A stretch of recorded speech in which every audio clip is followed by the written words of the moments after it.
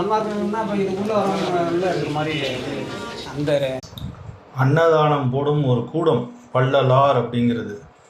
இப்போ நீங்கள் காசு வாங்கிட்டு எப்படி அண்ணன் தம்பி இவங்கெல்லாம் காசு கொடுங்க அப்படின்னு கேட்டுட்டு நீ புதுசாக காரை வாங்கி அப்புறம் வந்து எல்லா இடத்துக்கும் சுற்றி பார்த்துக்கிட்டு இருக்க, அப்புறம் ஸ்டேஜெல்லாம் போட்டு நல்லா பசங்ககிட்ட சொல்லி என்னமோ பண்ணிக்கிட்டு இருக்க பார்த்துருக்கியா. அவர் என்ன பண்ணாங்கன்னா நடந்து போய் யார் யார் காசு கொடுக்குறாங்களோ அதை அந்தந்த ஏரியாவில் அப்பேர் படத்துக்கு இடத்துக்கு நீ போயிருக்க. இனிமையாவது நீ என்னன்னு கேட்டிங்கன்னா சொந்தமாக காசு சம்பாதிச்சு அன்னதானம் வேலை வாய்ப்பெலாம் கொடுக்குறதுக்கு பாரு. அடுத்தவங்கக்கிட்ட சுரண்டி பிழைக்கிறத நிப்பாட்டு. வள்ளலார் இடத்துக்கு போயிருக்கேன். இனிமையாவது திருந்தி அண்ணன் தம்பி நாம் சீமானுக்கு பிச்சை போடுங்க அப்படிங்கிறத கேட்குறத நிப்பாட்டிட்டு திருந்தி வள்ளலார் மாதிரி அடுத்தவங்களுக்கு வந்து உருட்டுறதை நிப்பாட்டிட்டு நல்லா என்னன்னு கேட்டிங்கன்னா தான தர்மம்லாம் எப்படி பண்ணுன்னு கற்றுக்கோ. அங்கே போய் அட்வைஸ் பண்ணிக்கிட்டு இருக்காத. நீ பண்ணுற ஃப்ராடு தனத்தை அங்கே போய் உருட்டி விட்றாத.